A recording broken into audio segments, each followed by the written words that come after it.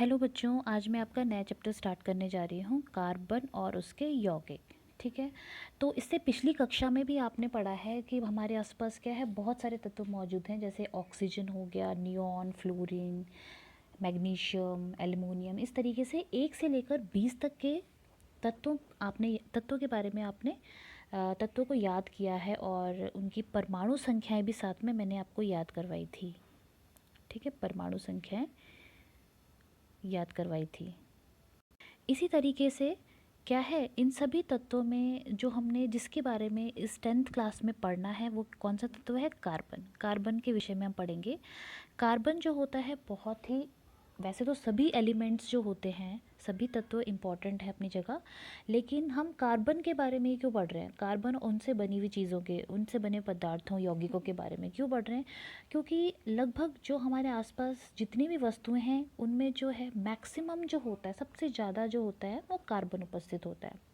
ठीक है। आप चाहे पेपर देख लो, चाहे प्लास्टिक देख लो, चाहे जीवों का शरीर होता है, सब जगह कार्बन आपको मिलेगा। ठीक है। इसकी पहचान कैसे होगी?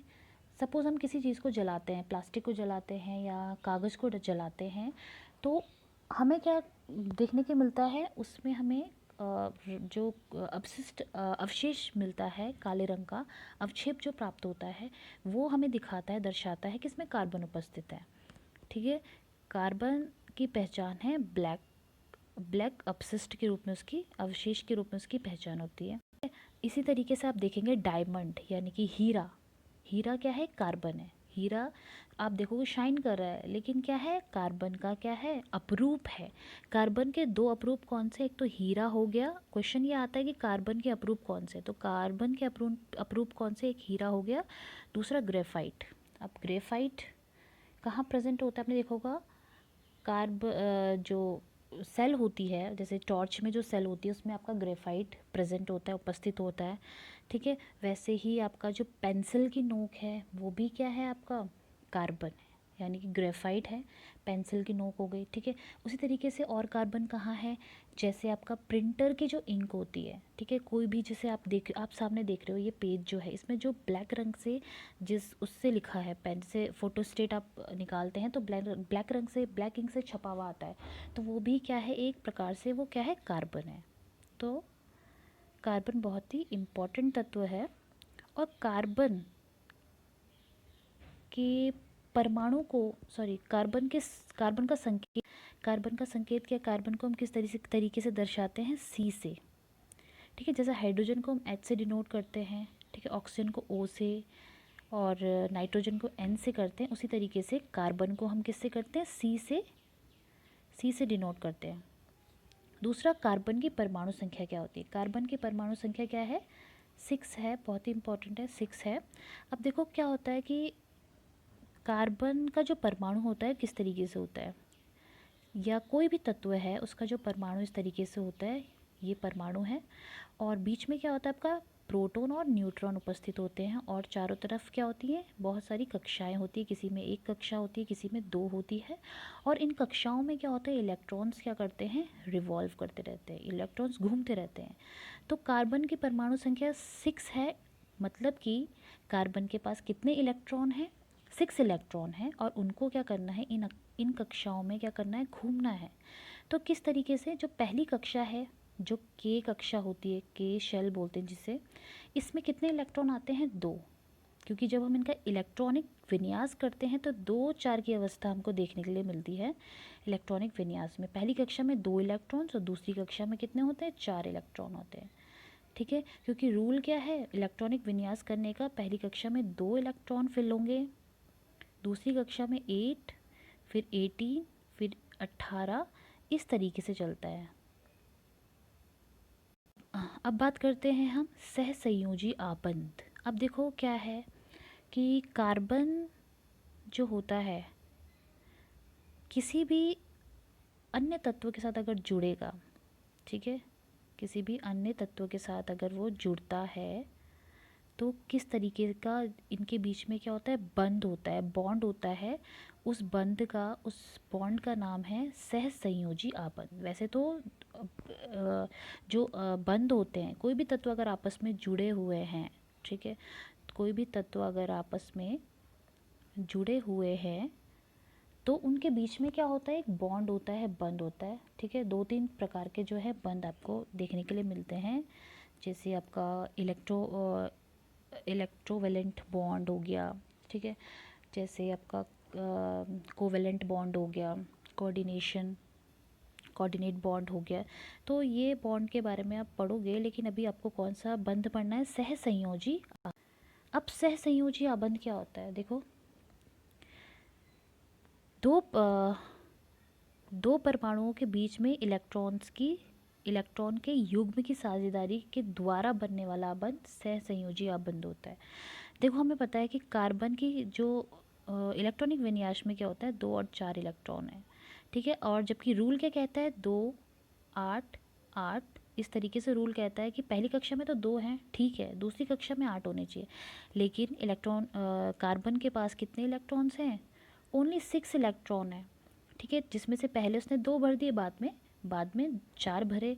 अब क्योंकि 8 के लिए उसको क्या है, 4 की आवश्यकता है, 4 इलेक्ट्रॉन्स की आवश्यकता है, इसलिए क्या करेगा कार्बन, किसी अन्य तत्वों के साथ में क्या करेगा, जिनके पास 4 इलेक्ट्रॉन हो, या तो कोई तत्व 4 इलेक्ट्रॉन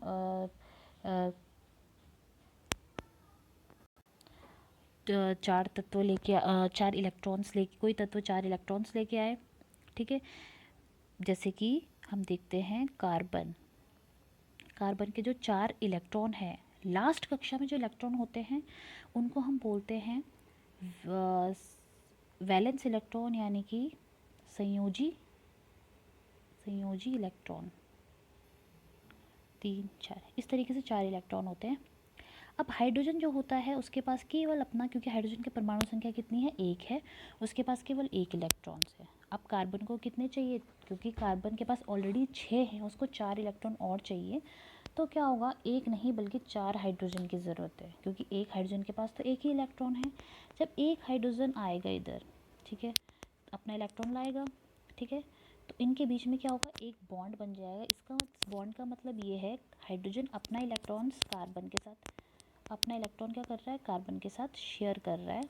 ठीक है, और कार्बन अपना इलेक्ट्रॉन हाइड्रोजन के साथ शेयर कर रहा है, यानी कि इधर से उसको कार्बन को इधर से 1 इलेक्ट्रॉन मिल गया। दूसरा हाइड्रोजन आएगा, वो भी अपना इलेक्ट्रॉन लेके आएगा। ठीक है, इस तरीके से आबंध बनेगा। तीसरा हाइड्रोजन, वो भी अपना इलेक्ट्रॉन लेके आएगा, यहाँ पे चौथा इलेक्ट्रॉन, वो भी अपना इलेक्ट्रॉन लेके आएगा। इस तरीके से 4 साइड से हाइड्रोजन क्या करेगा, कार्बन हाइड्रोजन के साथ क्या करेगा, बंध बनाएगा। और इलेक्ट्रॉन्स की क्या होगी, बीच में युग्म की क्या होगी, साझेदारी होगी। यानी कि जो 2 इलेक्ट्रॉन्स हैं, एक साइड में, एक कार्बन के एक साइड में जो 2 इलेक्ट्रॉन है, एक तो उसका खुद का है, एक हाइड्रोजन का है, तो एक जोड़ा बन गया है जो कि दोनों में शेयर होगा। वो जो जोड़ा है वो इस हाइड्रोजन का भी माना जाएगा और इस कार्बन का भी माना जाएगा। इस तरीके से जो यहाँ पे जो जोड़ा है इलेक्ट्रॉन्स का, वो इस हाइड्रोजन का भी माना जाएगा और इस कार्बन का भी माना जाएगा। तो चारों साइड से 2-2 इलेक्ट्रॉन अगर कार्बन के पास आते हैं, ठीक है, चारों तरफ से 2-2 इलेक्ट्रॉन्स कार्बन के पास आते हैं, तो टोटल 8 इलेक्ट्रॉन पूरे हो जाते हैं और वो अपनी वैलेंसी को फुलफ़िल कर देता है और सहसंयोजी आबंध का निर्माण होता है। ठीक है, ये तो बात थी कार्बन की हाइड्रोजन के साथ सहसंयोजी आबंध। ठीक है, अब हम हाइड्रोजन को देखते हैं। हाइड्रोजन H2, ठीक है, अब ये H2 है, 2 H परमाणु हैं, वो आपस में कैसे जुड़े होंगे, एक H आया यूँ और एक H ये है। ठीक है, इसका अपना 1 इलेक्ट्रॉन है, क्योंकि एक H के पास 1 ही इलेक्ट्रॉन होता है, इसका अपना 1 इलेक्ट्रॉन है। और रूल क्या कहता है कि 2 इलेक्ट्रॉन होने चाहिए कक्षा में। अगर इसका परमाणु बनाए तो इसके पास तो खुद का 1 ही इलेक्ट्रॉन है। ठीक है, इसका परमाणु बनाए, इसका भी 1 ही इलेक्ट्रॉन है। तो रूल क्या कहता है कि पहली कक्षा में कम से कम 2 इलेक्ट्रॉन होने चाहिए। तो क्या करेंगे, ये दोनों आपस में क्या कराएंगे, बॉन्ड बनाएंगे। ये आपस में एक बंध बनाएंगे, अपना इलेक्ट्रॉन ये लाएगा, दूसरा हाइड्रोजन अपना इलेक्ट्रॉन ये लाएगा, और इनका आपस में इस तरीके से इसके परमाणु को हम ऐसे दिखाएंगे जो कि इसके इलेक्ट्रॉन को लेता हुआ चले, और इस हाइड्रोजन के परमाणु को हम इस तरीके से बनाएंगे इसका इलेक्ट्रॉन भी लेता हुआ चले। तो यानी कि यहाँ पे ये साझेदारी हो रही है, 2 हाइड्रोजन के बीच में एक बंध बन रहा है, इलेक्ट्रॉन की साझेदारी हो रही है। और ये जो दोनों आपस में जुड़ गए हैं हाइड्रोजन के परमाणु, तो वो कौन सा आबंध बना रहे हैं, सहसंयोजी आबंध बना रहे हैं। इस तरीके से इस हाइड्रोजन के पास भी 2 इलेक्ट्रॉन हो जाते हैं, उस हाइड्रोजन के पास भी 2 इलेक्ट्रॉन हो जाते हैं। अब हम देखते हैं इस आवर्त सारणी को। ये आपका आवर्त सारणी है, ये पूरा जो बना है ये पूरी क्या है, आवर्त सारणी है, यानी कि पीरियोडिक टेबल। इसमें हम कार्बन को देखते हैं, कार्बन की लोकेशन कहाँ है। ठीक है, तो ये आपको जो खड़े कॉलम दिखाई दे रहे हैं, ये इस तरीके से ये आपके क्या हो जाते हैं, आवर्त नहीं, ये आपके क्या हो जाते हैं, वर्ग। ठीक है, तो यानी कि कार्बन को अगर देखें तो देखो फर्स्ट जो वर्ग होगा ये है, ठीक है, पीरियड बोलते हैं जिन्हें। सेकंड वर्ग ये है बेरिलियम वाला। थर्ड जो वर्ग हो जाता है वो होता है बोरोन वाला, ये पूरा।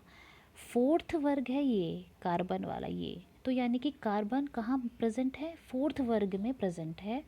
और क्षैतिज अवस्था इसकी देखते हैं, यानी कि ये क्षैतिज अवस्था में कहाँ प्रेजेंट है, ये होते हैं आपके आवर्त, पहला, दूसरा, तीसरा, चौथा, पांचवा, छठा, सात, पूरे टोटल 7 आवर्त हैं। ठीक है, जबकि वर्ग कितने हैं इस लंबाई में हम देखें अगर, तो वर्ग कितने हैं टोटल, 18 है। सबसे लास्ट का वर्ग ये हीलियम वाला वर्ग आता है, ये helium, neon, argon, krypton, xenon, radon, ये आपका लास्ट 18 वर्ग हैं। टोटल पीरियोडिक टेबल में कितने वर्ग हैं, 18 वर्ग हैं। और आवर्त कितने हैं, 7। तो जो कार्बन की लोकेशन है आवर्त में वो क्या है, दूसरे आवर्त में, और फोर्थ पीरियड में कार्बन, फोर्थ वर्ग में कार्बन उपस्थित होता है।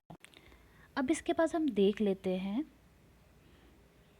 कि किस तरीके से किसी भी कार्बन से बने यौगिक का नाम हम किस तरीके से रखते हैं। उसका स्टार्टिंग जो प्रोसेस, स्टार्टिंग जो पॉइंट है वो ये है कि हमें सबसे पहले याद करना है कि अगर कार्बन किसी भी यौगिक में, कार्बन किसी भी अन्य तत्व के साथ मिलके क्या बनाता है, अगर यौगिक बनाता है, ठीक है, जैसे देखते हैं हम CO2, ठीक है, कार्बन जो है ऑक्सीजन, क्योंकि ये कार्बन अलग तत्व है, ऑक्सीजन अलग तत्व है, कार्बन ऑक्सीजन के साथ मिलके क्या बना रहा है, कार्बन डाइऑक्साइड, जो कि क्या है, एक यौगिक है। ठीक है, क्योंकि अन्य तत्वों से मिलके बन रहा है। ठीक है, वैसे तो क्या है, ये अणु भी है, क्योंकि इसमें क्या है, 2 से ज़्यादा परमाणु उपस्थित हैं, एक तो कार्बन का और 2 ऑक्सीजन के परमाणु हैं। तो 2 या 2 से अधिक परमाणु जब आपस में मिल जाते हैं तो क्या बनाते हैं, वो अणु का निर्माण करते हैं, यानी कि मॉलिक्यूल्स बनाते हैं।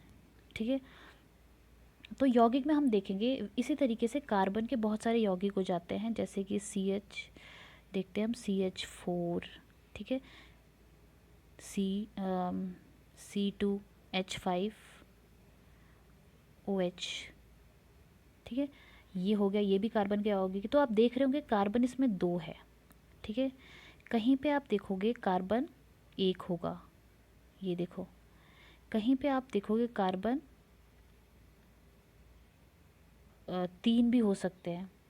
ठीक है, जैसे आपका C3H8।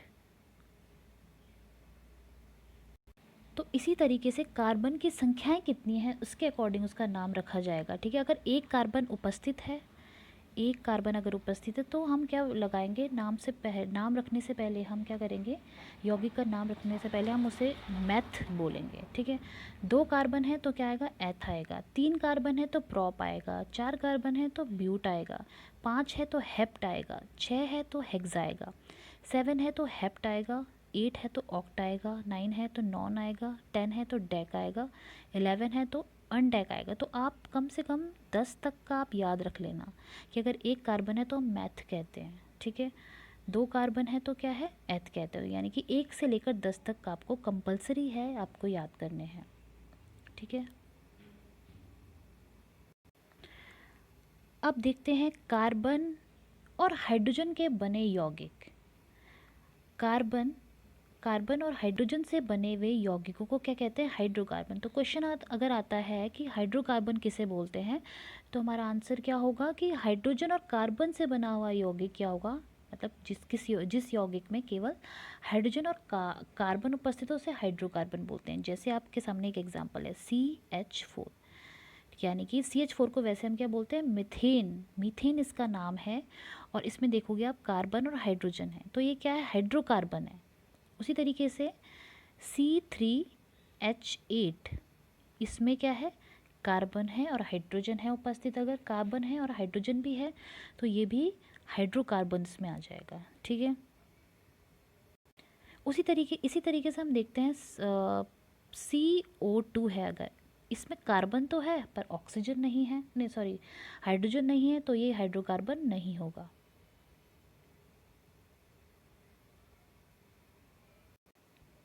अब हम देखते हैं कि हाइड्रोकार्बन्स कितने टाइप के होते हैं। हाइड्रोकार्बन सबके दो होते हैं, एक तो संतृप्त होता है और दूसरा असंतृप्त हाइड्रोकार्बन है। तो संतृप्त हाइड्रोकार्बन क्या होता है, जब कार्बन और कार्बन के बीच में केवल सिंगल बॉन्ड उपस्थित हो, यानी कि कार्बन के बीच में क्या हो, सिंगल बॉन्ड उपस्थित हो, तो वो क्या होता है, संतृप्त हाइड्रोकार्बन, ठीक है। जैसे कि C, ठीक है, H, ये भी H है, यहाँ पे भी H है, यहाँ पे भी H और नीचे भी H आएगा, ऊपर भी H आएगा, ठीक है। तो इन दोनों के बीच में क्या है, केवल एक सिंगल बॉन्ड है, यानी कि एक सिंगल बॉन्ड है, आबंध है, बॉन्ड को बोलते हैं आबंध। तो ये कैसा है, संतृप्त हाइड्रोकार्बन कहलाएगा। हाइड्रोकार्बन इसलिए क्योंकि इसमें कार्बन और हाइड्रोजन ही उपस्थित हैं, ठीक है। उसी तरीके से अगर आपके पास कार्बन और कार्बन के बीच में डबल बॉन्ड उपस्थित है, अब डबल बॉन्ड है तो यहाँ पे एक हाइड्रोजन आएगा और यहाँ पे एक आएगा और यहाँ पे भी एक हाइड्रोजन आएगा और यहाँ पे एक हाइड्रोजन आएगा, क्योंकि कार्बन की चार साइड में बॉन्ड होने चाहिए, ठीक है। तो दो हाइड्रोजन यहाँ, क्योंकि दो आगे ऑलरेडी बन चुके हैं कार्बन के बीच में, तो केवल दो हाइड्रोजन की आवश्यकता है दो साइड से, ठीक है। तो यानी कि डबल बॉन्ड आपको दिख रहा है कार्बन के बीच में, अगर द्विआबंध बोलते हैं, द्विआबंध दिख रहा है या फिर त्रिआबंध दिख रहा है, यानी कि ट्रिपल बॉन्ड है, तो त्रिबंध मतलब जिसे बोलते हैं इस तरीके से, तो ये क्या होगा, असंतृप्त हाइड्रोकार्बन है। द्विआबंध और त्रिआबंध, यानी कि द्विबंध और त्रिबंध जो है आपका असंतृप्त हाइड्रोकार्बन में आएगा। जबकि ये वाला जो है असंतृप्त में, जिसमें क्या होगा, एकल बंध होगा। यहाँ पे आपको कहीं पे भी डबल या ट्रिपल बॉन्ड नहीं दिख रहे हैं, ठीक है। तो यह सभी जो यौगिक जो होते हैं कार्बन से बने हुए, चाहे वो एकल बंध से जुड़े हैं, द्विबंध है या त्रिबंध है, तो सभी क्या होते हैं, सहसंयोजी आबंध का निर्माण करते हैं, ठीक है।